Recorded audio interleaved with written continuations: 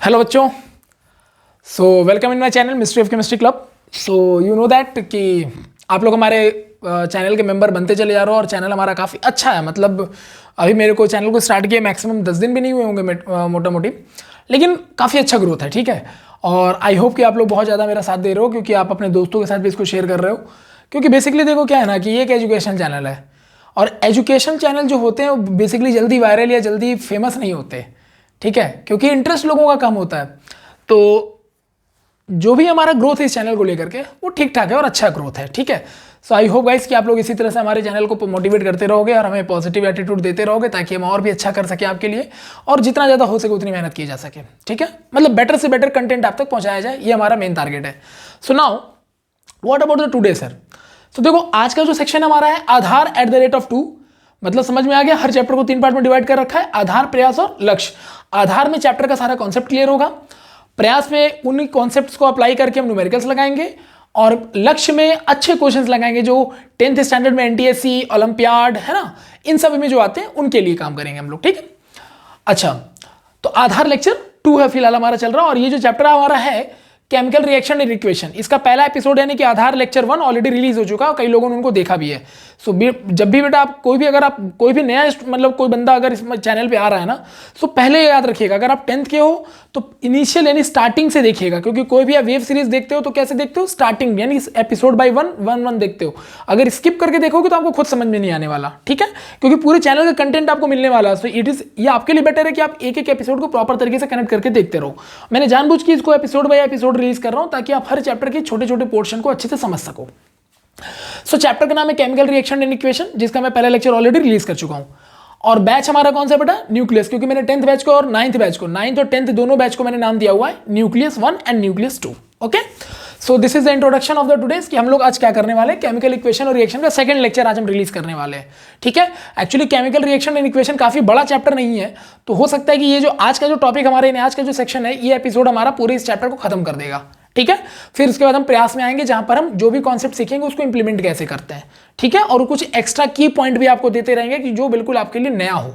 ठीक है, so now let's start with the today's lecture. तो देखो लास्ट सेक्शन यानी कि आधार लेक्चर 1 में chapter chemical reactions and equation में हमने पूरा का पूरा आधार लेक्चर 1 इसमें डिवोट कर दिया कि भाई ये चैप्टर है क्या, केमिकल रिएक्शंस क्या होते हैं, केमिकल इक्वेशंस क्या होते हैं। ठीक है, केमिकल रिएक्शन में रिएक्टेंट्स क्या होते हैं, प्रोडक्ट क्या होते हैं। इवन दैट हमने आपको रिएक्शन को 2 पार्ट में डिवाइड करके बताया कि एक होता है ऑर्गेनिक का रिएक्शन, एक इनऑर्गेनिक का रिएक्शन। इनऑर्गेनिक के रिएक्शन में केवल रिएक्टेंट और प्रोडक्ट बनता है, रिएक्टेंट से प्रोडक्ट बनता है, जबकि ऑर्गेनिक पे रिएक्टेंट और सबस्ट्रेट दोनों होते हैं। तो जिन्होंने भी आधार लेक्चर 1 देखा होगा जरूर वो जानते होंगे, इन सब चीजों को बताने की मुझे जरूरत नहीं है। सो हम सीधे सीधे पॉइंट टू पॉइंट बात करते हैं इस चैप्टर को यानी सेकंड लेक्चर को लेकर के कि अब इसके आगे क्या।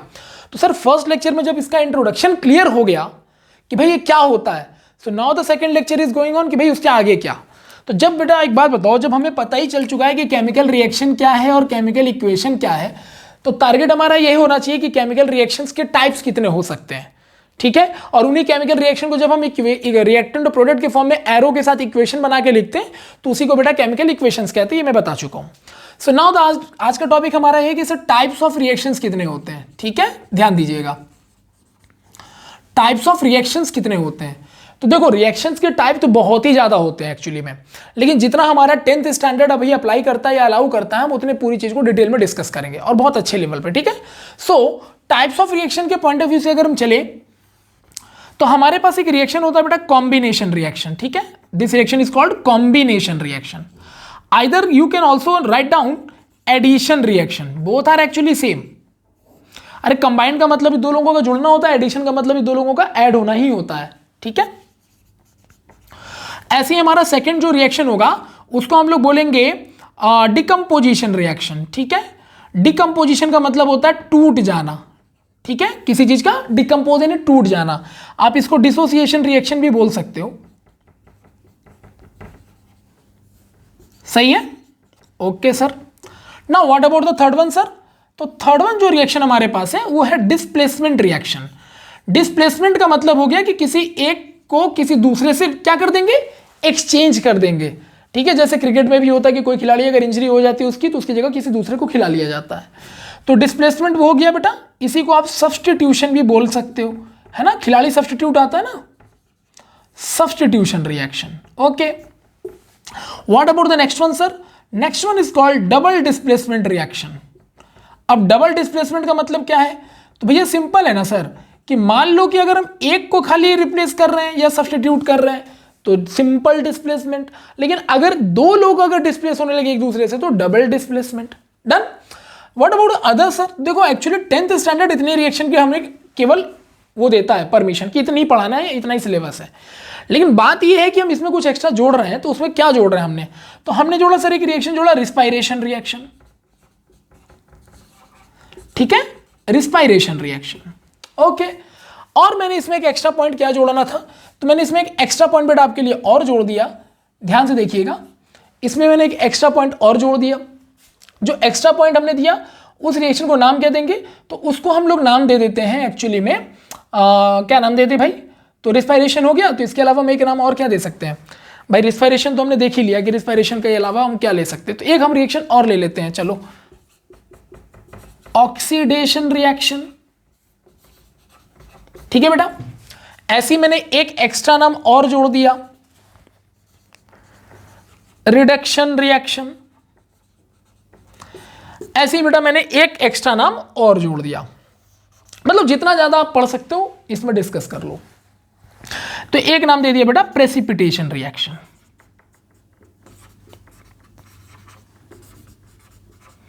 हो गया। सो कुल मिला के प्रेसिपिटेशन देखो इसमें स्टार लगा दिया, रिस्पायरेशन देखो बेटा इसमें स्टार लगा दिया। ये वो रिएक्शन है जो एक प्रोसेस को कहा जाता है, that is not a unique, मतलब जहां पर ये प्रोसेस होगा उसको ये नाम दे देंगे। तो बाकी जो रिएक्शंस आप देख रहे हो यहां पे बाकी रिएक्शंस का मतलब चाहे आप कॉम्बिनेशन देख रहे हो बेटा, डिकम्पोजिशन देख रहे हो, डिस्प्लेसमेंट देख रहे हो, या डबल डिस्प्लेसमेंट चेक कर रहे हो, या ऑक्सीडेशन रिएक्शन देख रहे हो, या रिडक्शन रिएक्शन देख रहे हो बेटा, यही वो रिएक्शंस है जो ज्यादातर हमको 10th स्टैंडर्ड में डिस्कस करने होते हैं। बाकी जो दो मैंने रखे हैं वो तो एक्स्ट्रा पॉइंट ऑफ व्यू से रख दिए ताकि आपको चीज़ों को एक्स्ट्रा वे में भी बता सकूं। और आपको मैंने बताया था कि इस चैनल में अगर आप आए हो तो कुछ एक्स्ट्रा लेके नहीं जाओगे तो फायदा कुछ है नहीं, फिर ऐसी चीज़ें तो आपको लगभग पूरे यूट्यूब में मिलना ही मिलना है ना। सो नाउ लेट्स सी कि इसमें होता क्या है, कौन सी चीज़ें क्या है। Okay, so now let's move further. तो देखो जब हम टाइप्स ऑफ रिएक्शंस की बात करते हैं ना बेसिकली, ठीक है, तो उसमें जो एक एक रिएक्शन है उनको वन बाय वन आपके साथ शेयर कर रहे हैं। तो ध्यान से समझिएगा। जैसे मैं बेटा सबसे पहला रिएक्शन आपके लिए लेके आ रहा हूं, कॉम्बिनेशन रिएक्शन। ठीक है, जिसको आप एडिशन रिएक्शन के नाम से भी जानते हो। What do you mean by the combination reaction sir? तो बहुत अच्छे से समझना इसको, ठीक है। आप बताओ कॉम्बिनेशन का मतलब क्या होता है? तो बड़ा सिंपल सा इंग्लिश है यार। कॉम्बिनेशन मतलब दो लोगों को या दो से ज्यादा लोगों को जोड़ देना, ठीक है। तो हमने एडिशन तो सबसे सिंपल वर्ड यूज कर ही लिया। तो सर ये है क्या, मतलब कैसे? आइए आपको पहले तो एक एग्जांपल समझाते तब ज्यादा मजा आएगा, ठीक है। One of the most famous reaction है वो, मैंने एक रिएक्शन लिया बेटा, कैल्शियम ऑक्साइड लिया मैंने। सर कैल्शियम ऑक्साइड, हाँ बिल्कुल। इसको बेटा कहते क्या है? तो ये नाम इसका कैल्शियम ऑक्साइड है, इसका साइंटिफिक नेम हो गया, मतलब केमिकल नेम हो गया कैल्शियम और ऑक्सीजन। तो बेटा कैल्शियम और ऑक्सीजन क्या बनाता है? ऑक्साइड, तो कैल्शियम ऑक्साइड। लेकिन इसका जो फेमस नेम है बेटा वो क्विक लाइम है, क्विक लाइम, या इसको हम लोग बेटा अनस्लैग्ड लाइम भी कहते हैं। क्या कहते हैं बताओ? अनस्लैग्ड लाइम। अनस्लैग्ड मतलब हो गया एक ऐसा लाइम जो कहीं पर भी अभी वाटर नहीं ले रहा, मतलब ड्राई स्टेट में अवेलेबल है, ठीक है, पाउडर फॉर्म में अवेलेबल होता है एक्चुअली में, या पत्थर मिलते हैं, इसके छोटे छोटे पत्थर जैसे टुकड़े मिलते हैं, यह आराम से आपको मार्केट में अवेलेबल रहता है, ठीक है भाई। घरों में व्हाइट वॉश होता है ना, दिवाली के टाइम में ज्यादा होता है, तो उसमें सब देखोगे आप, बहुत नॉर्मल है ये, ठीक है सर। हो गया। अब मैंने ना इसको पास करा दिया वाटर के साथ। अब यार वाटर तो लिक्विड होता है, all of you know that, और बेटा कैल्शियम ऑक्साइड सॉलिड है तो S। तो एक बात और याद रखिएगा, क्योंकि हम केमिकल रिएक्शन एंड इक्वेशन सीख रहे हैं, तो रिएक्शन इक्वेशन तो हम समझ गए, लेकिन जब भी कभी आप केमिकल रिएक्शन या इक्वेशन लिखते हो ना, तो कोशिश किया करो कि उनके स्टेट्स को दिखा दिया करो, ठीक है। कोशिश करना है कि उनके फिजिकल स्टेट को जरूर शो किया करो, ठीक है। फिजिकल स्टेट मतलब सर, अगर मान लो तुम्हें लगता है कि रिएक्शन में कोई पार्ट सॉलिड है तो बेटा उसको S से दिखा दोगे, अगर लिक्विड है तो बेटा उसको L से दिखा दोगे, अगर गैस है तो बेटा उसको G से दिखा दोगे, अगर एक्वस है यानी कि वाटर में अवेलेबल है तो एक स्टेज हमारे पास एक्वस भी हो जाएगा बेटा, यानी एक्वस का मतलब विद वाटर, वाटर के साथ वो अवेलेबल हो सकता, यानी एज अ सोल्यूशन फॉर्मेट में अवेलेबल है। किस फॉर्म में अवेलेबल है बेटा? सोल्यूशन फॉर्मेट में अवेलेबल है, तो एक्वस बोल देंगे। ठीक है, एक्वस मतलब समझते ही हो आप लोग। तो फिजिकल स्टेट सर क्या रिएक्शन में दिखाना कंपलसरी है? नहीं, बिल्कुल नहीं। अगर आपको लगता है कि वहां पर दिखाना जाना चाहिए या स्पेसिफाई करा जाना चाहिए तो देन यू कैन। आपको कोई बाउंड नहीं कर रहा है कि आप इसको करके दिखाओ नहीं तो मैं नंबर काट दूंगा, ऐसा नहीं होता है। ठीक है, लेकिन अगर आपको पता है उसका फिजिकल स्टेट ना, then you can do it. क्योंकि देखो जरूरी नहीं कि हर बच्चे को हर पर्टिकुलर केमिकल का ना एक फिजिकल स्टेट पता हो कि किस स्टेट में वो नेचर में रहता है, कहां पाया जाता है। तो ये कोई कंपलसरी कंडीशन है, लेकिन हाँ रिएक्शन को रिप्रेजेंट करने के लिए अगर हम फिजिकल स्टेट को शो करते हैं then it will be far better. एक अच्छा इंपैक्ट डालेगा आपके सामने वाले टीचर पे जो आपकी कॉपी चेक कर रहा होगा। ठीक है, now so this is not a mandatory, remember that. तो कैल्शियम ऑक्साइड बेटा सॉलिड होता है, चूना, मैंने बताया ना पाउडर फॉर्म में या सॉलिड फॉर्म में मिलता है हमें, तो ये सॉलिड हो गया बेटा, तो एस से दिखा दिया। और लिक्विड बेटा, लिक्विड वाटर लिक्विड है तो मैंने लिक्विड एल से दिखा दिया। अब बेटा जब कैल्शियम ऑक्साइड और वाटर दो लोगों को कंबाइन किया गया, देखा याद है, कंबाइन ऐड किया जा रहा है, तो जब ये दोनों को बेटा कंबाइन किया गया ना, तो जब कंबाइन किया तो ये बनाता है कैल्शियम हाइड्रोक्साइड। क्या बनाता है बेटा? Calcium hydroxide. डन। और कैल्शियम हाइड्रोक्साइड बनने के बाद बहुत ज्यादा क्वांटिटी में एनर्जी भी बेटा फॉर्म होती है, जो एक्चुअली में वेपर ऑफ वाटर होता है। क्या होता है बताओ? वेपर ऑफ वाटर होता है। एक्चुअली होता ये है ना कि कैल्शियम ऑक्साइड जो होता है, बेसिकली याद रखिएगा, मैं कुछ बातें ऐसी बताता रहता हूं जो आप नोट करें तो ज्यादा बेटर होगा। ठीक है, तो कैल्शियम ऑक्साइड जो होता है एक्चुअली में ये स्पैरिंगली सोल्यूबल इन वाटर होता है। मतलब कैल्शियम ऑक्साइड पानी में थोड़ा सा कम घुलता है और धीरे धीरे घुलता है। बात समझ रहे हो आप लोग? तो ये बहुत धीरे धीरे घुलने वाली चीज है। तो अगर आपने चूने को पानी में डाला ना, तो ऐसा नहीं कि जैसे ही डालोगे घुल गया, नहीं, थोड़ा टाइम टेकिंग प्रोसेस है, क्योंकि स्पैरिंगली घुलेगा। तो कैल्शियम ऑक्साइड थोड़ा धीरे धीरे घुलता है, लेकिन कैल्शियम ऑक्साइड जब बेटा वाटर में घुलता है ना, तो क्या होता है? केमिकल रिएक्शन होता है। मैंने बताया था रिएक्शन का मतलब क्या, दो या दो से ज्यादा लोगों का आपस में इंटरमिक्स हो जाना। तो ये क्या है एक्चुअली, रिएक्शन है क्या? तो एक्चुअली जब दो लोगों को आप मिलाते हो ना, तो कुछ पुराने बॉन्ड टूटते हैं और कुछ नए बॉन्ड का बनना, यानी पुराने बॉन्ड का टूटना, नए बॉन्ड का बनना, ये भी केमिकल रिएक्शन की एक बेसिक डेफिनेशन हो सकती है। या तो आप ये लिख लो कि whenever two or more chemicals combine with each other, or whenever two or more chemicals react with each other, और ये कह सकते हो intermix with each other to form a unique product is called chemical reactions. या ये भी कह सकते हो कि chemical reaction is the phenomena where old type of bonds are break down and the new types of bonds are formed among the reactants is called chemical reaction. Okay, please remember that. जब भी आप video देखते हो तो notes के साथ देखा करो, ताकि आप जो मैं बोलूं उसको लिख भी सको आप। ठीक है, क्योंकि हर चीज को यहां बोर्ड पे लिख पाना संभव नहीं होता है। Okay, now let's see. तो कैल्शियम ऑक्साइड बेटा स्पैरिंगली सोल्यूबल था, पूरा घुला नहीं, तो स्पैरिंगली सोल्यूबल होने की वजह से काफी अमाउंट ऑफ वाटर तो वहां अवेलेबल ही रह जाएगा। लेकिन कैल्शियम ऑक्साइड में जब बॉन्ड टूटता है, क्योंकि बेटा कैल्शियम ऑक्साइड एक आयनिक कंपाउंड है, क्योंकि कैल्शियम बेटा मेटल है तो पॉजिटिव आयन और ऑक्साइड निगेटिव, तो बेटा ये एक आयनिक कंपाउंड है। और आयनिक कंपाउंड का अगर बॉन्ड टूटेगा तो huge amount of energy generate होगी। तो होता यह है कि जब ये इसके साथ जाता है ना, तो वाटर का बेटा एक डाइलेक्ट्रिक वैल्यू होता है। याद रखिए, हर सॉल्वेंट का डाइलेक्ट्रिक वैल्यू होता है जो किसी भी चीज को घोलने की क्षमता या ताकत को बताता है।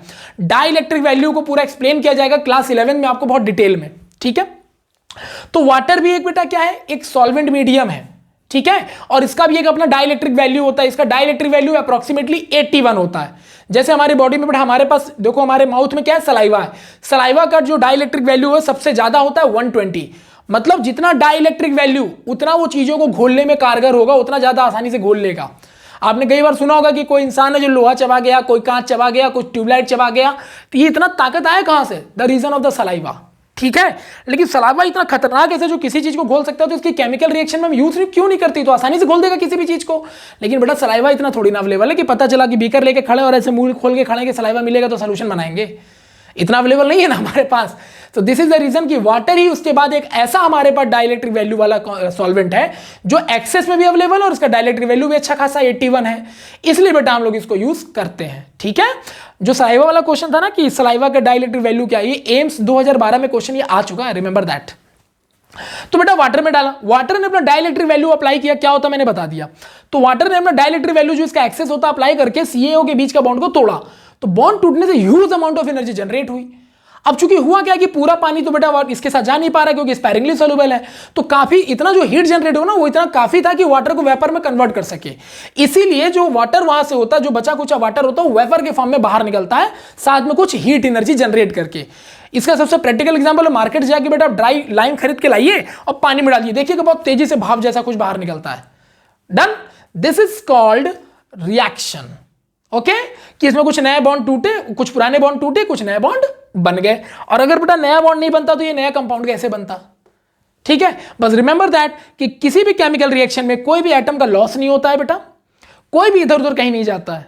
ठीक है, और याद रखिएगा किसी भी रिएक्शन में बेटा जो लेफ्ट हैंड यानी एरो के इधर उधर रिएक्टेंट्स मैंने बता रखा है, इसका जो बेटा मास होगा और जो बेटा प्रोडक्ट में मास बनेगा, ये मास हमेशा एक दूसरे के इक्वल होते हैं। इसको law of conservation of mass कहा जाता है, जिसको बेटा सबसे पहली बार दिया था एंटोनी लेवोशियर ने। एंटोनी लेवोशियर को ना फादर ऑफ केमिस्ट्री भी कहा जाता है, ये आपने 9th क्लास में पढ़ा होगा। So remember that for any type of the reaction law of mass is always remain conserve, यानी कि the mass of the reactant side and the mass of the product side remain constant. That means कि किसी भी atom का loss नहीं होना है, किसी भी मॉलिक्यूल का इधर उधर होना नहीं है, कोई एटम किसी दूसरे एटम में कन्वर्ट नहीं हो जाता, बस रिएक्शन में इतना होता है कि पुराने बॉन्ड टूट के नए बॉन्ड फॉर्म होते हैं। This is a simple chemical reaction phenomena. Okay, so क्या ये कॉम्बिनेशन रिएक्शन है sir? Yes, you can say. Why? Because there are two different type of the molecules of reactants combine, add होकर के एक ही product बना रहे हैं, यानी दो लोग आपस में ऐड हो गए हैं, कंबाइंड हो गए हैं। So this reaction is called बेटा कॉम्बिनेशन रिएक्शन। ओके, सो ये बताओ मुझे इस पूरे रिएक्शन में आपको क्या क्या चीजें समझ में आई? सर पहला पॉइंट तो हमें यह समझ में आया कि ब्रेकडाउन ऑफ ओल्ड बॉन्ड्स, जो पुराने बॉन्ड मॉलिक्यूल्स के हैं वो पुराने बॉन्डों का बेटा टूटना, and formation of new bonds, formation of new bonds, नए बॉन्ड्स का बनना, ये एक केमिकल रिएक्शन को रिप्रेजेंट करता है। तो आप चाहो तो इसी लाइन को अपनी डेफिनेशन बना सकते हो केमिकल रिएक्शंस की। डन, तो बेटा केमिकल रिएक्शन में कोई पूछे क्या होता है, तो पुराने कुछ बॉन्ड टूटते हैं और नए बॉन्ड फॉर्म होते हैं। डन। अच्छा, दूसरा पॉइंट बेटा केमिकल रिएक्शन से आपको क्या सीखने को मिला कि केमिकल रिएक्शन बेटा हमेशा इस लॉ को फॉलो करता है। किसको फॉलो करता है बेटा? Law of mass, law of mass of conservation. ठीक है, law of mass of conservation को बेटा ये हमेशा फॉलो करता है।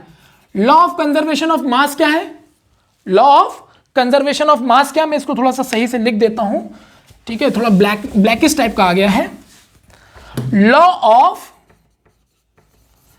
कंजर्वेशन ऑफ मास को फॉलो करता है बेटा। ठीक है, so law of conservation of mass को फॉलो करना ये किसने दिया था बेटा? एंटोनी लेवोशियर ने। एंटोनी लेवोशियर ने, नाम आपने सुना होगा। He is also known as the father of chemistry. ठीक है, क्यों? 11th क्लास में डिटेल में बताऊंगा या 10th में ही ऑर्गेनिक वाले सेक्शन में बताऊंगा। ठीक है, so law of conservation of mass क्या बताया सर आपने कि जो रिएक्टेंट साइड का जो बेटा मास होगा और जो प्रोडक्ट साइड का जो मास होगा वो हमेशा एक दूसरे के इक्विवेलेंट होगा। डन। इसका मतलब है कि अगर इधर का मास और उधर का मास सेम है तो किसी भी एटम का कोई लॉस नहीं होना है बस, और कोई भी एटम किसी दूसरे एटम में कन्वर्ट नहीं होगा, बस वो अपने नए बॉन्ड को तोड़ के किसी दूसरे के साथ जाके मिक्स होके एक प्रोडक्ट फॉर्म करता है। सिंपल। अच्छा सर, और आपने क्या बताया? तो ये केमिकल रिएक्शन हो गया। कोशिश करोगे बेटा, ध्यान दीजिएगा, कोशिश करोगे कि फिजिकल स्टेट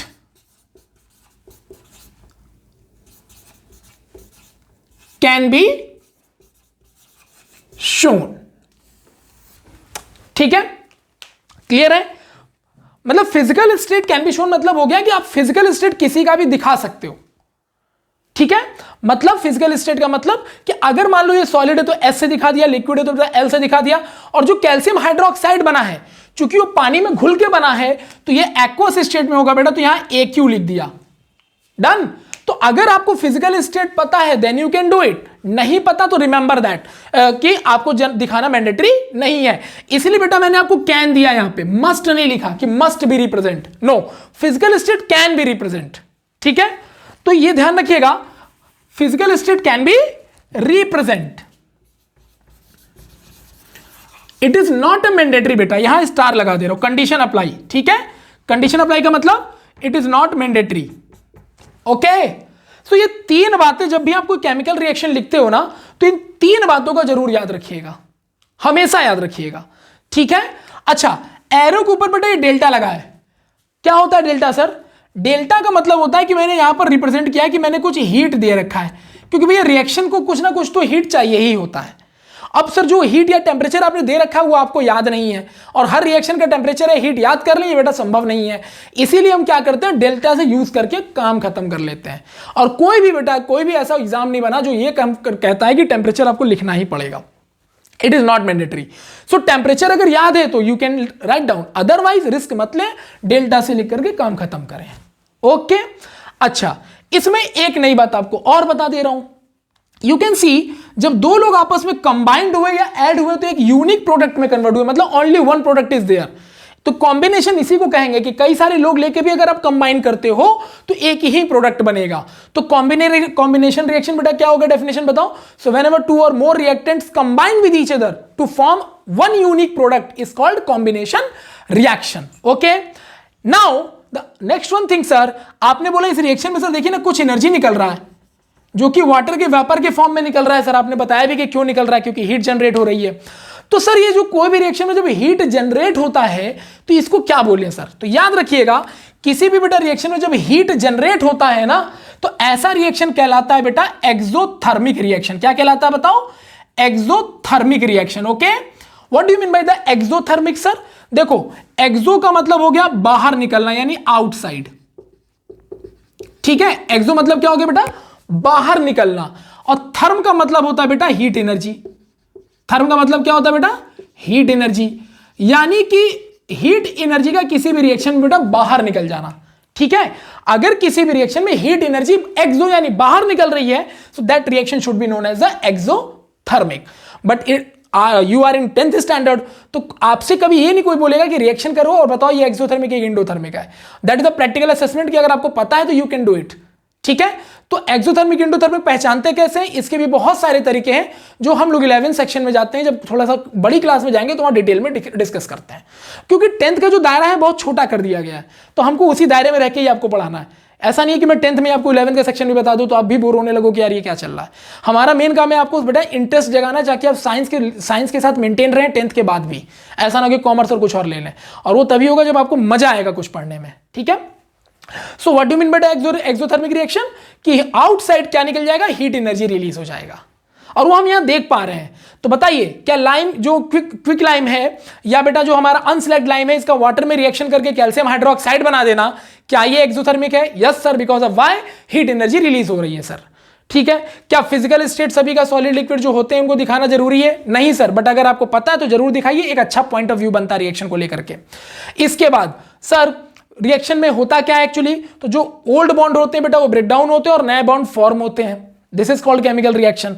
अच्छा सर, ये law of conservation of mass क्या होता है सर? तो किसी भी रिएक्शन का बेटा रिएक्टेंट साइड का जो मास होता है प्रोडक्ट के मास के हमेशा रिमेन कांस्टेंट रहता है, जो ये प्रूफ करता है कि कोई भी नई चीज, आप कोई भी नया एटम यहां पर इंक्लूड नहीं होगा। जो एटम्स है उन्हीं एटम से मिलकर कुछ ना कुछ नया बनेगा। इसके बाद ये तीन बातें हुआ था। एक्सोथर्मिक क्या है? तो रिएक्शन में अगर हीट एनर्जी रिलीज होगी तो बेटा reaction should be known as exothermic reaction. I hope ये सारे पॉइंट्स एक रिएक्शन में आपको समझ में आ गए होंगे। डन? पक्का? ओके। सो नाउ क्वेश्चन ये कि सर कॉम्बिनेशन रिएक्शन की डेफिनेशन हम क्या लिखेंगे? तो अब तो आपको मैंने बता ही दिया कि कॉम्बिनेशन रिएक्शन की डेफिनेशन क्या है। क्या है बताओ बेटा? तो कॉम्बिनेशन रिएक्शन की डेफिनेशन ये आ गई सर कि व्हेन टू और मोर रिएक्टेंट्स बेटा जो एरो के लेफ्ट हैंड होते हैं ना, जो कंबाइंड होते हैं, तो when two or more reactants combine with each other to form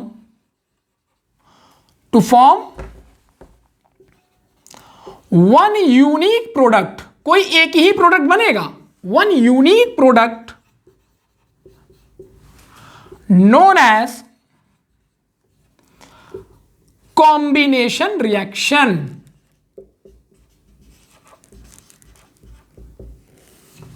done? So बहुत ही आसान सी डेफिनेशन होगी, क्योंकि हम तो ऑलरेडी समझ ही चुके थे पहले ही, तो इसको लिखे ना लिखे कोई फर्क नहीं पड़ता। तो कोशिश ये करो कि तुम चीजों को समझा करो। डेफिनेशन कभी किताब से बेटा रट के छाप के चले आओगे ना, तो टीचर के मन में भी ये नहीं कि सब तो यार किताबी से छाप रहा है, तो कोई अच्छा बच्चा कैसे पहचानेंगे। तो वो बच्चा जो बेटा चीजों को समझने के बाद उसको अपनी लैंग्वेज में डेफिनेशन को जस्टिफाई करता है, वो एक सबसे बेटर बच्चा होता है। और इसी वजह से ऐसे ही बच्चे जो होते हैं आगे चल के एक अच्छे रैंक होल्डर बनते हैं किसी भी कॉम्पिटेटिव एग्जाम्स में। ठीक है, सो बी रेडी फॉर दैट। मैं भी आपको कभी नहीं बोलूंगा कि आप बुक से डेफिनेशन याद करें, जो समझ में आया उसको एक अच्छे सेंटेंस बना के लिख दीजिए, भाई आपकी डेफिनेशन है। I hope it is clear till now.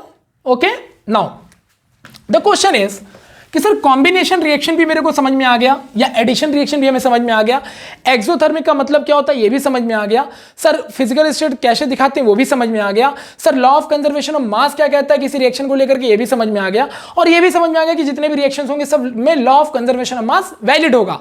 ठीक है, ओके सर, यहां तक एवरीथिंग इज क्लियर। अच्छा, कोई बोलते what do you mean bye exothermic reaction, तो आप क्या बोलोगे, क्या बोलोगे? तो whenever two or more reactants combine with whenever two or more reactants react with each other, then some specific amount of energy released along with the formation of product is called exothermic reaction. Okay बेटा, लिख सकते हो? तो क्या लिखोगे exothermic reaction की definition बताओ। So whenever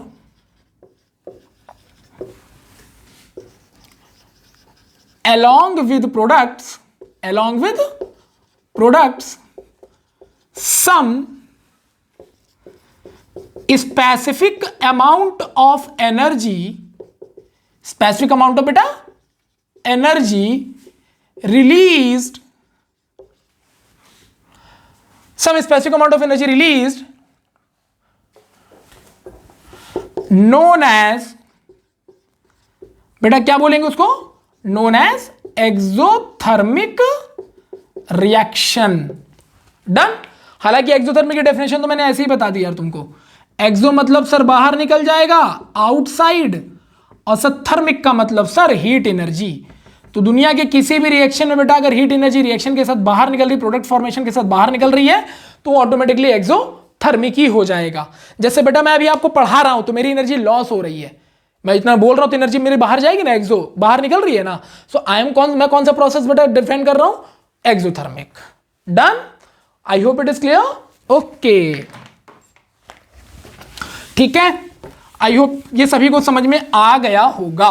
sure, पता है कि एक्सोथर्मिक हमारे प्रैक्टिकल लाइफ या डेली लाइफ में भी होता है। ठीक है, देखना ध्यान से। हुआ क्या ना कि मान लो आपने बेटा ब्रेड खाया, या हो सकता है आपने बटर लिया, या हो सकता है बेटा आपने एग लिया। ठीक है बेटा, या आपने मान लो पोटैटो खाया, मतलब कुछ भी ऐसी चीज खाई, कुछ भी ऐसी चीज आपने खाई। ठीक है, कहते हैं कि इंसान कुछ भी क्यों खाता है, ताकि बॉडी को एनर्जी मिले, ताकत मिले और वो काम कर सके। तो आपने इनमें से कुछ भी चीज खाया, शर्त यह कि ये जो चीजें आपने खा रखी है ना, इनमें क्या है ना, इनमें बेटा कार्बोहाइड्रेट्स हैं। ठीक है, all this things contain carbohydrates. Even that आप जो डेली लाइफ में बेटा रोटी खाते हो, चावल खाते हो, उसमें भी कार्बोहाइड्रेट्स अवेलेबल है। तो इन्हें डेली लाइफ में हम जो चीजें मैक्सिमम लेवल में खाते हैं उनमें कार्बोहाइड्रेट्स है। तो सर ऐसा क्या सिस्टम बनाया गया कि इंसान ज्यादातर कार्बोहाइड्रेट्स यूज करता है या खाता है, तो उसका भी रीजन समझिए। मान लीजिए बेटा आपने ये सब खाया, इनके अंदर कार्बोहाइड्रेट्स है। ठीक है, तो होता क्या है ना, जब आप कार्बोहाइड्रेट्स खाते हो तो बॉडी में आपके कार्बोहाइड्रेट्स गया। अब बेटा वो कार्बोहाइड्रेट्स अंदर यानी बॉडी में जाके बेटा डिकम्पोज होता है। उसके लिए हमारी बॉडी का टेम्परेचर काफी है। डिकम्पोज हुआ बेटा, अब ये कार्बोहाइड्रेट डिकम्पोज होकर के C6H12O6 यानी बेटा ग्लूकोज में कन्वर्ट होता है। ठीक है बेटा, C6H12O6 is the formula of glucose. तो आपने कार्बोहाइड्रेट खाया, वो बेटा हमारे बॉडी में डिकम्पोज होकर के ग्लूकोज में कन्वर्ट हो गया। डन। अब बेटा ये जो ग्लूकोज हमारा है ना, C6H12O6 ग्लूकोज, इसको ना हमारी बॉडी में बेटा ऑक्सीजन मिल जाता है। कहां मिल जाता है सर, हमारे सेल्स में। हमारे बॉडी में सेल्स इतने सारे हैं यार, किस दिन काम आएंगे। इतने सारे सेल हैं तो वहां पर ऑक्सीजन तो भाई हमारी बॉडी में फ्लो कर ही रहा है due to the blood circulation, तो ऑक्सीजन सेल्स में मिल गया उसको। अब बेटा ग्लूकोज को अगर ऑक्सीजन मिल गया ना, तो ये उसके साथ कंबाइंड हो जाता है।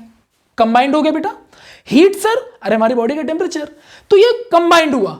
और बेटा ये इसके साथ कंबाइंड होके कार्बन डाइऑक्साइड और वाटर में ब्रेक डाउन कर जाता है। कार्बन डाइऑक्साइड और वाटर में ब्रेक डाउन कर गया। बैलेंस करना चाहो तो कर लेंगे, हालांकि मैं आपको रिएक्शन बैलेंसिंग भी सिखाऊंगा, लेकिन अब यही भी सीखते रहोगे तो ज्यादा मजा आएगा। देखो बैलेंसिंग कैसे सीखते, ध्यान से सुनना। सबसे पहले याद रखना, सबसे लास्ट में बैलेंस करोगे बेटा ऑक्सीजन को। आपकी बुक्स में देखना बहुत लंबा चौड़ा ट्रिक दिया, बिल्कुल नहीं करना, टेंशन मत लो, बहुत इजी वे में। सबसे पहले बेटा आप सबसे लास्ट में बैलेंस करोगे ऑक्सीजन को, रिमेंबर दैट। हमेशा सबसे लास्ट में किसको बैलेंस करोगे बेटा? ऑक्सीजन को। पहले किसको करेंगे? तो जो भी मेन एलिमेंट होगा, जैसे यहां कार्बन है तो कार्बन को पहले बैलेंस करते हैं। तो सर यहां 6 कार्बन, तो सर यहां भी 6 कार्बन, 6 का मल्टीप्लाई कर देंगे तो 6 कार्बन हो जाएगा। तो सर ये 6 कार्बन, तो यहां भी देखिए 6 कार्बन हो गए सर। अब हाइड्रोजन बैलेंस करेंगे क्योंकि ऑक्सीजन को तो लास्ट में करना था। हाइड्रोजन बेटा 12 है, तो यहां भी बेटा 6 का मल्टीप्लाई मार देंगे, तो देखो 6 2 जा 12 हाइड्रोजन हो गया हमारे पास, ठीक है। तो 12 हाइड्रोजन हो गया, 6 कार्बन हो गया, कार्बन हाइड्रोजन बैलेंस। अब नंबर है बेटा लास्ट में ऑक्सीजन। रिमेंबर दैट, तुम्हें कोई भी रिएक्शन बैलेंस करना हो लास्ट में ऑक्सीजन को बैलेंस करोगे, ठीक है। और अगर ऑक्सीजन नहीं है तो फिर हाइड्रोजन को लास्ट में बैलेंस करोगे, यानी हमेशा लास्ट में हाइड्रोजन और ऑक्सीजन का ही नंबर आएगा रिस्पेक्टिवली। तो सर ऑक्सीजन को कैसे बैलेंस करें? तो now you can see here ना यार, ऑक्सीजन यहां कितना हो गया? 6 2 जा 12, 6 2 जा 12 हो गया कि नहीं हो गया बेटा? 12 ऑक्सीजन हो गए हमारे पास। यहां कितने ऑक्सीजन है सर? 6 है। तो यहां कितना कर दूं बताओ कि 12 हो जाए? 3 कर देते हैं। तो देखो 3 2 जा 6 और 6 12, यहां देखो बेटा 6 2 जा 12, यहां देखो बेटा 6 2 जा 12 बैलेंस। और सर बहुत ज्यादा अमाउंट में यहां क्या निकल जाती बेटा? एनर्जी। यही एनर्जी बेटा हमारे माइटोकॉन्ड्रिया या एटीपी के फॉर्म में स्टोर होती है बॉडी में, जिसको हमारी बॉडी का ट्रांसफार्मर कहते हैं, और इसी एनर्जी से बेटा हम दिन भर काम करते हैं। सो अब मुझे तुम लोग एक बात बताओ, क्या ये रिएक्शन कॉम्बिनेशन रिएक्शन नहीं है? यस सर, क्योंकि 2 लोग कंबाइंड हुए हैं सर, लेकिन प्रोडक्ट एक यूनिक बनना चाहिए था बेटा, लेकिन यहां एक यूनिक प्रोडक्ट नहीं बना है, तो हम इसे कॉम्बिनेशन नहीं बोल सकते, क्योंकि कॉम्बिनेशन का बेटा टारगेट है कि 2 या 2 से ज्यादा लोग मिक्स होंगे तो एक यूनिक प्रोडक्ट बनेगा। यहां पर एक प्रोडक्ट नहीं बना है सर, तो this is not a proper combination reaction. Okay, तो सर ये क्या है? तो ये तो आपकी बॉडी के अंदर होने वाला एक फिनोमिना है बेटा। फिर देखिए यहां पर एनर्जी निकल गई सर। बताओ बेटा, अगर एनर्जी निकल गई तो कौन सा reaction? Yes sir, exothermic. Exo मतलब बाहर निकल रहा, थर्म मतलब हीट एनर्जी। फाइन सर, तो ये आपके बॉडी के अंदर रिएक्शन हो रहा है बेटा। तो इससे जो एनर्जी मिले आप अपनी बॉडी में स्टोर करके उससे आप वर्कआउट करते हो।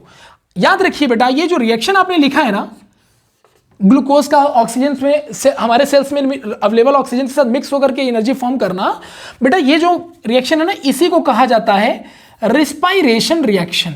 रिमेंबर दैट बेटा, याद करो मैंने आपको एक अलग सा रिएक्शन दिया था ना, respiration. This is done, this has been done, यानी this is called respiration reaction बेटा। इसी को रिस्पायरेशन कहते हैं, जो हमारी बॉडी में रेगुलर लाइफ में होता रहता है, रेगुलर वे में होता रहता है जब जब हम खाना खाते हैं। Okay, so respiration is a different type of reaction, and whenever anyone say that what do you mean by respiration, then you can define all these reactions. What is a respiration reaction beta? So whenever we contain carbohydrate through the external sources of the food, then it will decompose into glucose, then that glucose combined with the oxygens in our cells and convert it into CO2 and water with some specific amount of energy. That released amount of energy is stored in the form of the stored in the ATP as well as in mitochondria, and then this energy is utilized in our daily life routine work. This whole reaction is called respiration. Okay, so बड़ा simple सा respiration reaction है बेटा, ये हम daily life में देखते हैं हमारी बॉडी के अंदर। And this reaction is the exothermic. Why? Because some specific amount of energies are going outside. I hope it is clear. Done? Okay बेटा, so ये हमारे पास रिस्पायरेशन रिएक्शन का एक प्रॉपर एग्जांपल भी हो गया। और मैंने आपको बैलेंसिंग का एक बेटा रिएक्शन कराते कराते मैंने बैलेंसिंग का एक शॉर्ट ट्रिक दे दिया कि जब भी कभी आप रिएक्शन बैलेंस करोगे, सबसे लास्ट में किसको बैलेंस करोगे बेटा? ऑक्सीजन को।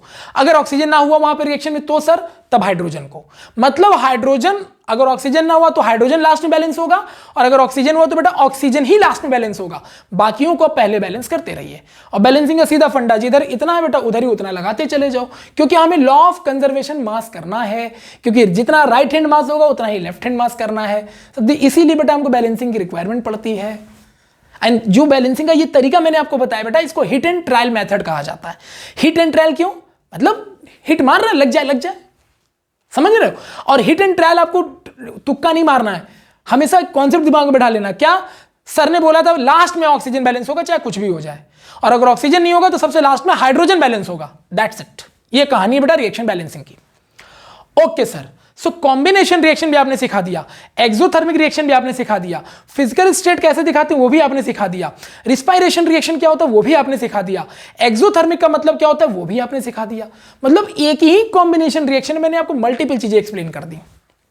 ठीक है, अब एक बार पता है क्या हुआ भाई, मैं छोटा था तो मैं गया, पापा बोले बेटा जाके मार्केट से 5 किलो चूना ले आओ, दिवाली का टाइम है तो घर पे पुताई करना है।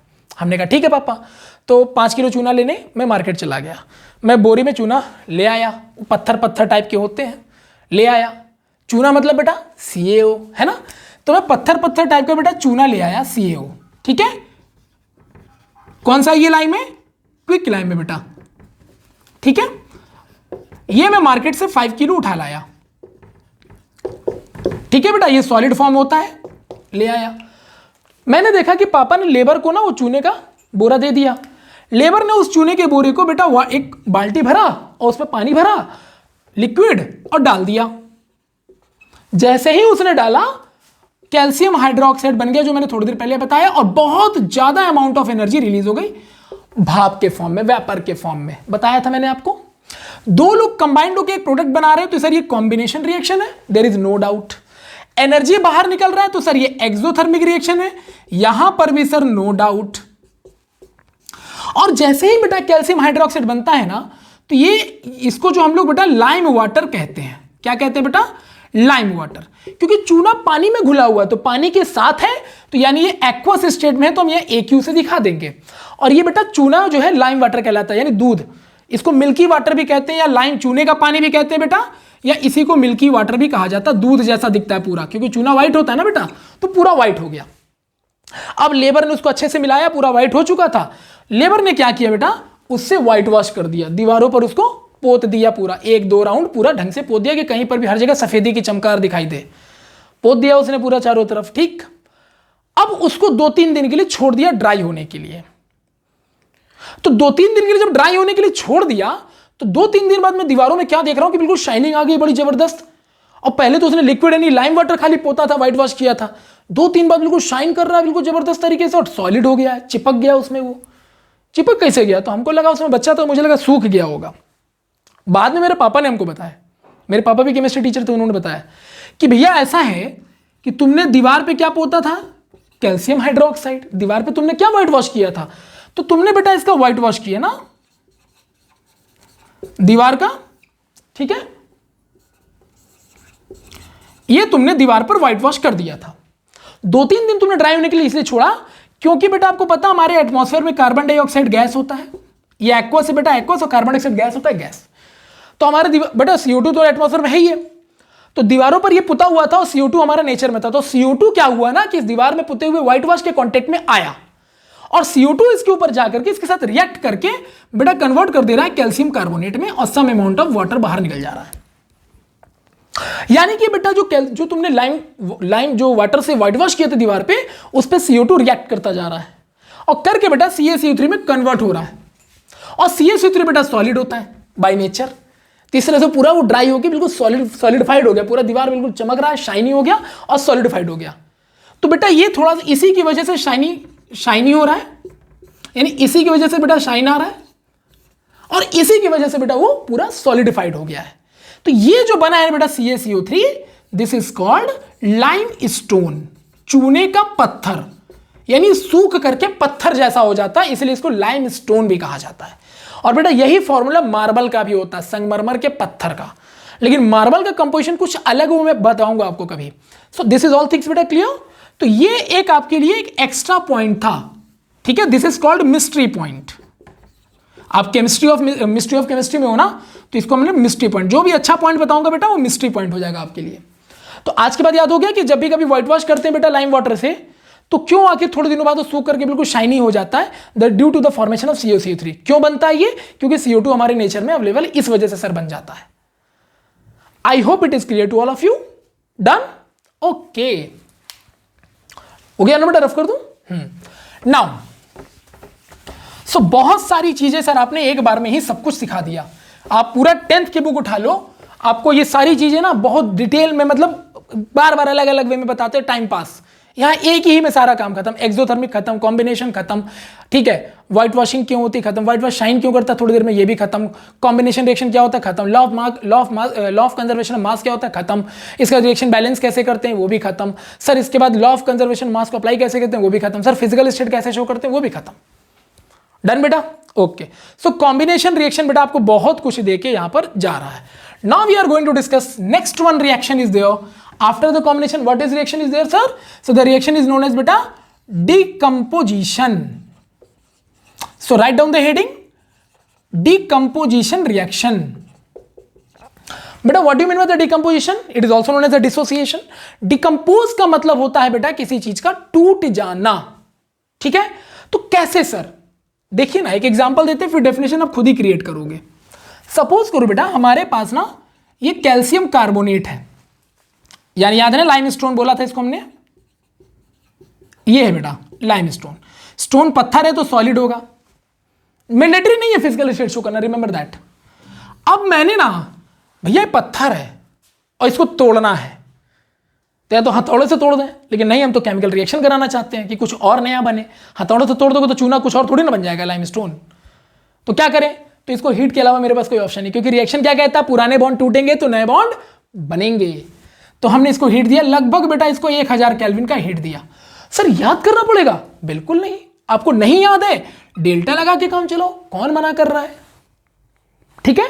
तो इस एरो जो देखते हो ना, इस एरो के ऊपर आप हीट, प्रेशर, टेम्परेचर जो अप्लाई होता है एक्सटर्नली उनको हम एरो से ही दिखाते, एरो के ऊपर या नीचे कहीं भी लिख के दिखा देते हैं, ठीक है, कि इस पर्टिकुलर कंडीशन पे रिएक्शन प्रोसीड कर रहा है। तो मैंने इतना टेम्परेचर दिया बेटा, चूने का पत्थर टूटा और टूट के बनाता है CaO प्लस बेटा CO2। CO2 गैस होता है बेटा, ये तो सॉलिड होता है, तुमको मैं बता ही चुका हूं, चूना है, क्विक लाइम। सर ये बन गया सर, ये देखो गैस है बेटा, तो ऐसे एरो लगा देंगे। देखो तो एरो मैंने ऐसे ऊपर की तरफ क्यों लगाया, क्योंकि गैस है ना, हल्का होता है तो उड़ के ऊपर ही तो जाएगा, नीचे थोड़ी ना आ जाएगा। तो ये मैंने एरो लगाने का मतलब गैस ऊपर जा रहा है, ठीक है। Now tell me one thing, यहां पर क्या कंपाउंड टूट गया? हाँ सर टूट तो गया बेटा, टूटने को इंग्लिश में क्या कहते हैं, decomposition. So this is the best example of the decomposition reaction. तो what do you mean by decomposition reaction? Now tell me sir, those type of reactions which dissociate to itself after getting some amount of external heat is called decomposition reaction.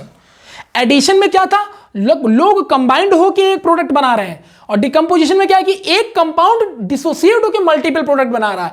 यानी कहीं ना कहीं बेटा जो तुम्हारा decomposition reaction है वो combination reaction का उल्टा हो गया, सही है। तो डेफिनेशन क्या बन गई बेटा, तो डेफिनेशन बन गई when ever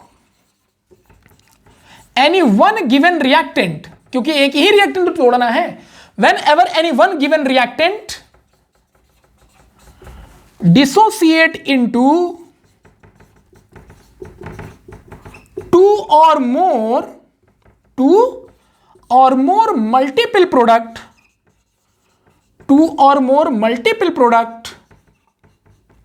known as decomposition reaction.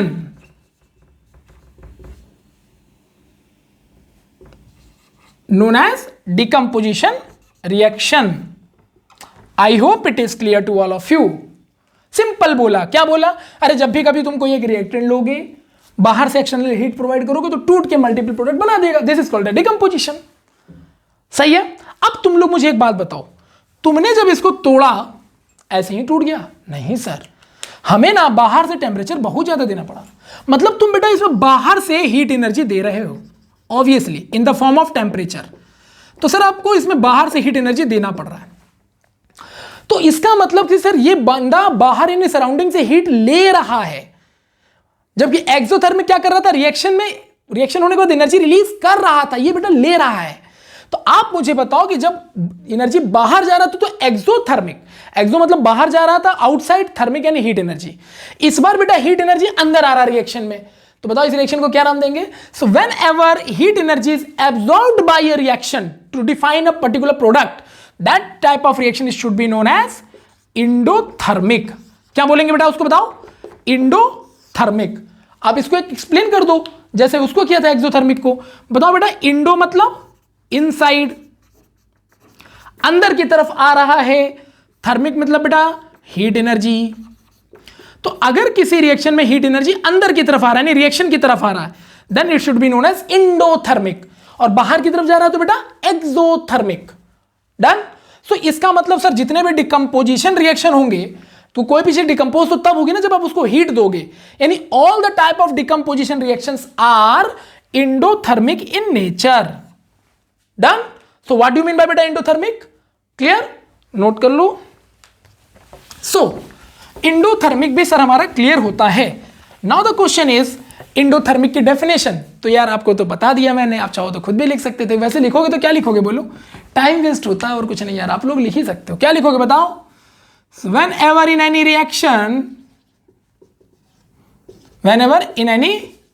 reaction heat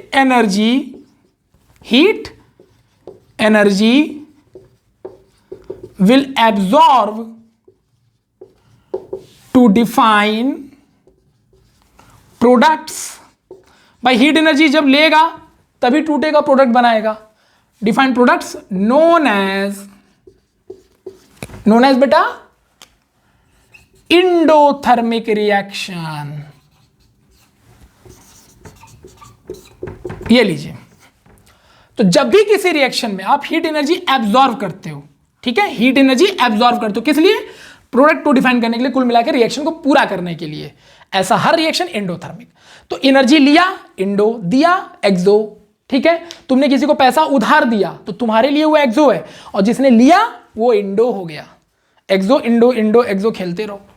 समझ में आ रहा है? ओके। सो ये इंडो और एक्सो का कॉन्सेप्ट था बेटा, ठीक है। आपके लिए क्वेश्चन है, बताइएगा। वेजिटेबल काफी दिनों तक हम छोड़ देते हैं, रखा रहता है, ठीक है। तो वेजिटेबल को काफी दिनों तक छोड़ने के बाद वो सड़ जाता है, या कंपोस्ट मतलब वो कंपोजिट हो जाता है, तो कंपोस्ट फॉर्म में आ जाता है वेजिटेबल। तो बताओ वेजिटेबल का कंपोजिशन यानी कंपोस्ट फॉर्म में कन्वर्ट होना कौन से रिएक्शन है? एक्सोथर्मिक है कि इंडोथर्मिक है? ठीक है, ये आपके लिए क्वेश्चन है। प्रयास वाले सेक्शन में मैं आपसे इसका सॉल्यूशन पूछूंगा, अगर जिनको पता होगा कमेंट सेक्शन में जरूर लिख के बताइएगा। ठीक, now the question is sir दो रिएक्शन तो हो गए, अब कौन सा सर? तो डिकम्पोजिशन क्लियर है बेटा। आप चाहो तो डिकम्पोजिशन को और भी तरीके से दिखा सकते हो, जैसे मैंने बेटा ले लिया FeSO4.7H2O, ठीक है बेटा। Fe में बेटा आयरन का जो वैलेंसी है वो +2 आयंस का है। आपने 9th क्लास में वैलेंसीज का सीखा होगा, नहीं सीखा होगा तो टेंशन नहीं, एक्स्ट्रा सेशन जरूर लूंगा। जो 10th में बच्चे आगे जिनका 9th नहीं अच्छा रहा है तो 9th का लेक्चर भी देख सकते हो, नहीं तो मैं इसका एक्स्ट्रा सेशन भी ले लूंगा कि कैसे शॉर्ट ट्रिक्स होते हैं इनको पहचानने के। तो Fe+2 9 बेटा, इसका जो कलर, इसका नाम होता है ब्लू विट्रॉल होता है। क्या नाम होता है इसका बेटा? Blue vitriol. तो ब्लू विट्रॉल क्या होता है सर? इसको हिंदी में बोलते हैं नीला थोथा। विट्रॉल का मतलब थोथा होता है, थोथा मतलब क्रिस्टल जैसा फॉर्मेट, ठीक है। और नीला क्यों? क्योंकि कलर ही नीला है। सर आपको याद है क्या कि ब्लू है? नहीं, मैंने इससे पहचाना Fe+2 से।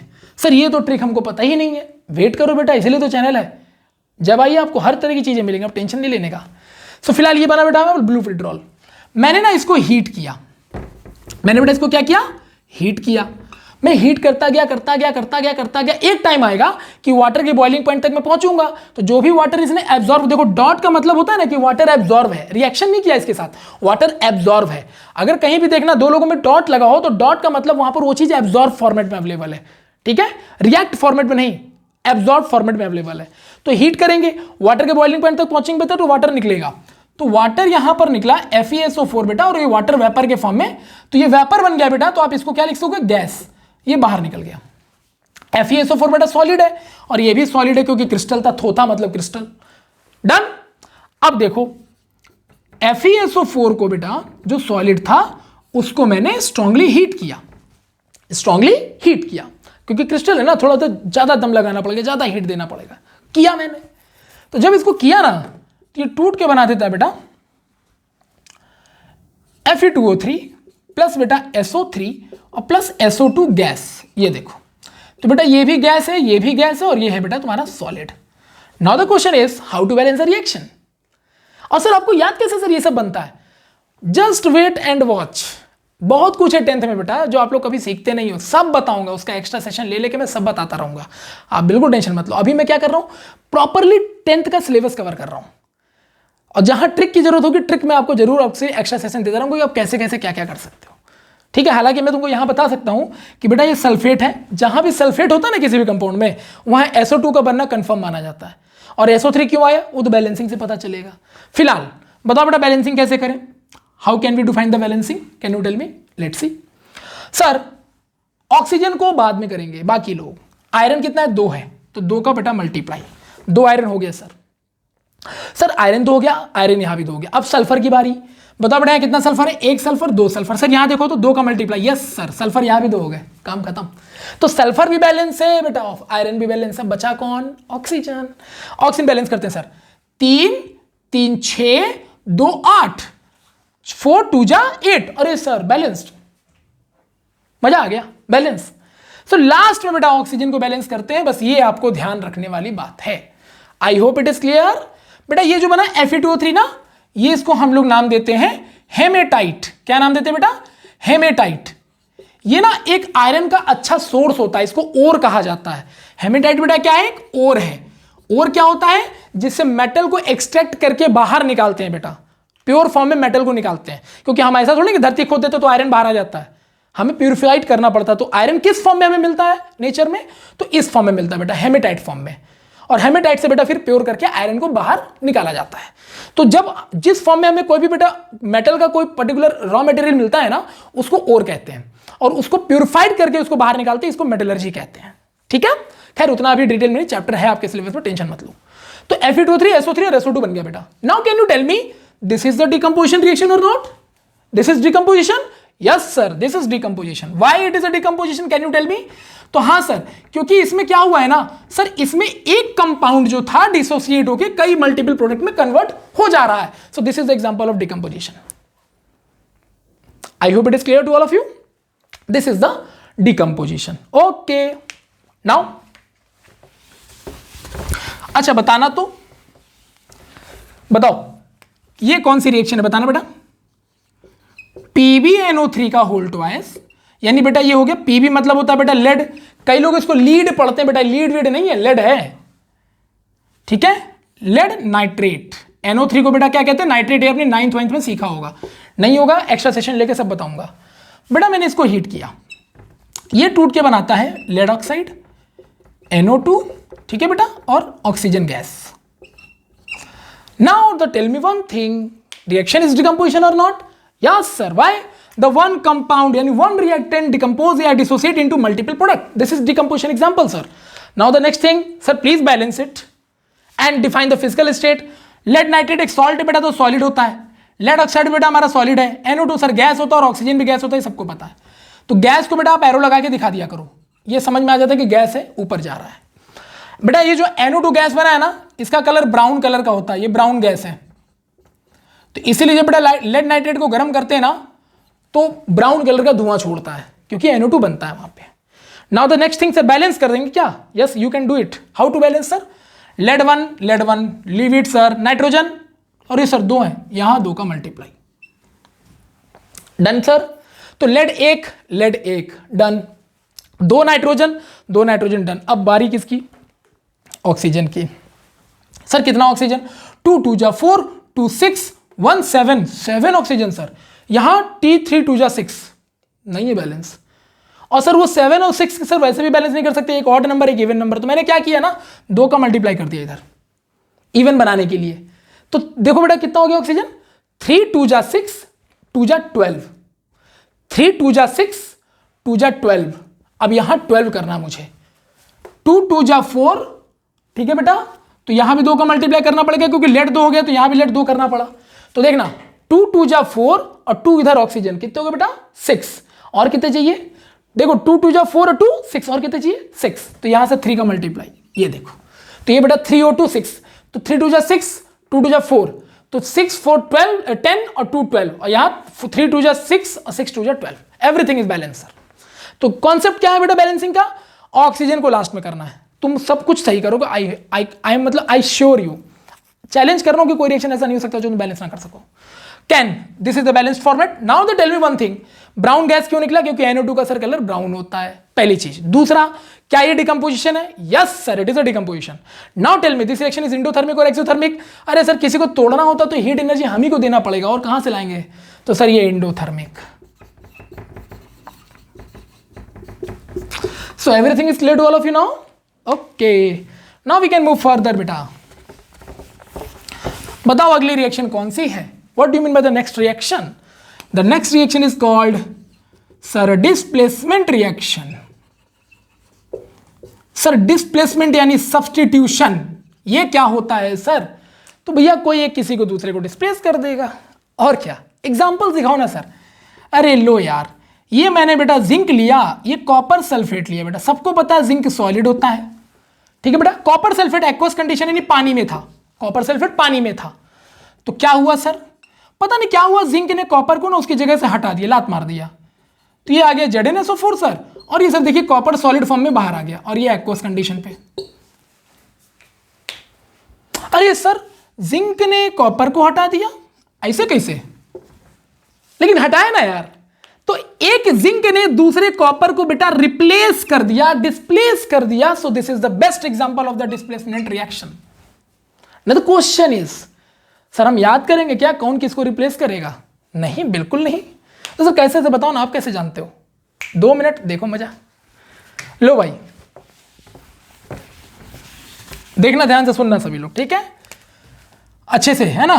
लिख कर बाटा शू कंपनी से मांगा, all man join corruption free कॉड को, निक्की सुनो पागल है क्यों आई आगे, होंगे 12 पंडित कलावती, सोना लाई फ्री में।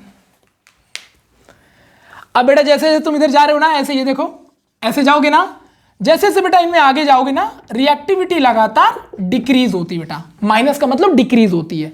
तो आप ना ये कंटिन्यू कर दो, ये देखो, ये ऐसे बेटा, ये सीरीज लगातार चलता चला जा रहा है। यू कैन नो, ये देखिए इस तरह से आगे बढ़ता चला जा रहा है। ये देखिए बेटा, तो जैसे जैसे तुम आगे बढ़ते जाओगे ना, ऐसे ये देखो तुम आगे जा रहे हो बेटा, रिएक्टिविटी क्या हो रही है? डिक्रीज हो रही है सर। हो गया। अब इससे ज्यादा एलिमेंट का रिएक्शन कर लोगे क्या तुम? 10th स्टैंडर्ड है यार। कैसे याद किया सर? आप क्या बोल रहे थे? आओ मजा देखो। लिख कर बाटा शू कंपनी से मांगा, ऑल मैन ज्वाइन। अबे ज्वाइन की स्पेलिंग तो सर जे होती है। अरे केमिस्ट्री की ज्वाइन है यार, जेड। ज्वाइन करप्शन फ्री कॉड को, निक्की सुनो पागल है क्यों आई आगे, होंगे 12 पंडित कलावती। सोना गोल्ड का मतलब तो सोना ही होता, सोना लाई। बेटा इस सेंटेंस को पूरा करने के लिए इसका कोई मतलब नहीं है। सोना लाई फ्री में, भाई पंडित हैं तो बांटेंगे ही, फ्री में का भी मतलब बेटा यहां कुछ नहीं है। सेंटेंस पूरा कर रहा हूं मैं। तो क्या हुआ बताओ बेटा? लिख यानी लिथियम, कर यानी पोटेशियम, बाटा यानी बेरियम, स्ट्रांसियम यानी शू। बाटा के जूते आते हैं बेटा, वो एक कंपनी है। तो लिख कर बाटा शू कंपनी से यानी सोडियम, मांगा माने मैग्नीशियम, ऑल यानी एल्यूमिनियम, मैन यानी मैग्नीज, ज्वाइन यानी Zn, करप्शन यानी क्रोमियम, फ्री यानी बेटा आयरन, कॉड यानी कैडमियम, को यानी कोबाल्ट, निक्की यानी निकेल, सुनो यानी Sn, पागल यानी Pb, है यानी हाइड्रोजन, क्यू यानी कॉपर, आई यानी आयोडीन, आगे यानी सिल्वर, आगे मतलब Ag, होंगे यानी Hg, 12 यानी ब्रोमीन, पंडित यानी प्लेटिनम, कलावती यानी क्लोरीन, गोल्ड यानी सोना, लाई यानी फ्री यानी F। मजा आया? सो लिख कर बाटा शू कंपनी से मांगा, all man join corruption free कॉड को, निक्की सुनो पागल है क्यों आई आगे, होंगे 12 पंडित कलावती सोना लाई फ्री में। और जैसे से आप आगे बढ़ रहे हो, रिएक्टिविटी क्या हो रही है बेटा? घट रही है। तो आप मुझे बताओ, जिंक में और कॉपर में बताओ बेटा रिएक्टिविटी ज्यादा किसकी? तो सर जैसे जैसे आगे बढ़ेंगे रिएक्टिविटी घटेगी, तो इसका मतलब जिंक की रिएक्टिविटी, सर यहां से पता चल रहा है zinc is more reactive than copper. Reactivity of zinc is more than copper. इसका मतलब अगर जिंक ज्यादा रिएक्टिव होगा बेटा, तो जो कम रिएक्टिव कॉपर होगा जिंक आराम से उसको उसकी जगह से हटा देगा। ऑब्वियस है। तुम्हारे क्लास का कोई टॉपर था, तुम उससे अच्छा पढ़ने में थे, तो तुम उसको हटा दिए। This is a reactivity series, remember that. हर तरह के डिस्प्लेसमेंट रिएक्शन तुम कर पाओगे कि कहां डिस्प्लेसमेंट होगा और कहां डिस्प्लेसमेंट नहीं होगा, by the help of this series बेटा। डन। तो निक्की सुनो पागल है क्यों आई आगे, सॉरी, लिखकर बाटा शू कंपनी से मांगा all man join corruption free code को, निक्की सुनो पागल है क्यों आई आगे, होंगे 12 पंडित कलावती सोनालाई फ्री में। डन। अब इसी को ध्यान में रख करके आप आराम से काम करो। डिस्प्लेसमेंट रिएक्शन बेटा आपके हाथों का खेल हो गया, कोई आपको रोक नहीं सकता। एग्जांपल देखो बेटा, पीबी विद CuI2 बेटा, can you tell me the answer? या CuCl2 ले लेता हूं, can you tell me the answer? I2 ले लो, क्या फर्क पड़ता है, बोलाओ। सर एक लेड है एक कॉपर है। सर लेड कॉपर में ज्यादा रिएक्टिव कौन होता है? तो निक्की सुनो पागल, पागल पहले आ गया, क्यों ही बाद में आता। पागल है क्यों, तो पागल पहले आया ना, तो पागल इज मोर रिएक्टिव। पागल बेटा क्यों को हटा दिया, तो क्या बन गया बताओ? PbCl2 बेटा, कॉपर बाहर। Yes sir, displacement. डन, हो गया, कहानी खत्म। मजा आया डिस्प्लेसमेंट में आप लोगों को? आया ना? चलिए तो अब आप डिस्प्लेसमेंट रिएक्शन करिएगा, आप देखिएगा, आप खुद समझ जाएंगे कि कौन किसको रिएक्ट हटा रहा, कैसे कर। रिएक्शन याद ही कहां करना, बहुत ट्रिक्स है बेटा इस चैनल के पास, आप टेंशन मत लो, बस थोड़ा सा वेट करो। So this is all about the बेटा second lecture of the Aadhaar chemical reaction chemical equation. Last lecture Aadhaar lecture 3 यानी तीसरा एपिसोड ऑफ दिस चैप्टर बेटा रिलीज करूंगा जल्दी से जल्दी। तब तक इस पूरे सेक्शन को बहुत अच्छे से रिवाइज करके रखिएगा, ताकि आप बिल्कुल मास्टर हो जाए अपने चैप्टर में लेकर के, ठीक है? I hope it is clear to all of you. Done. So हर चैप्टर को डिटेल में और एक एक प्रॉपर वे में शॉर्ट ट्रिक के साथ आपको एक्सप्लेन करूंगा, ताकि आपको कहीं से भी कुछ एक्स्ट्रा पढ़ने की रिक्वायरमेंट ना हो। ये channel is sufficient for all of you. Okay, so I hope बेटा कि आप लोग ध्यान रखेंगे इस चीज को, और प्लीज इस चैनल के मेंबर्स को बढ़ाइए, अपने दोस्तों के बीच में इसको स्प्रेड करिए। मजा आएगा जब इस चैनल की वैल्यू बढ़ेगी, इस चैनल के मेंबर्स बढ़ेंगे, तो कंपटीशन करने में मजा आएगा और हम लोग बेटा बहुत आगे तक जाएंगे, क्योंकि हमारा सफर बहुत लंबा है। हम 9, 10, 11, 12 के सारे सेक्शंस को कवर करने वाले हैं, तो डेफिनेटली हम लोग बहुत लंबे दूरी को तय करने वाले चैनल हैं। सो अपना साथ बना के रखिएगा बेटा, और हमेशा एक लॉयल फ्रेंड हमारे या लॉयल क्लब के मेंबर बन के रहिएगा, क्योंकि आपको हर एक तरह की चीज यहाँ पर डिस्कस करने को मिलेगी, ठीक है? सो मिलते हैं बेटा हमारे तीसरे एपिसोड में, इस चैप्टर के, जो कि आखिरी एपिसोड होगा, और उसके बाद हम न्यूमेरिकल सेक्शन में एंट्री कर जाएंगे। So this is all about the बेटा chemical equation and reaction. Now from my side thank you very much, और इसी तरह से बेटा अपना साथ बनाए रखें। मिलते हैं नेक्स्ट लेक्चर में, यानी next episode of chemical reactions and equation, ठीक है? तब तक आप अपना और अपने परिवार का ध्यान जरूर रखें। Thank you.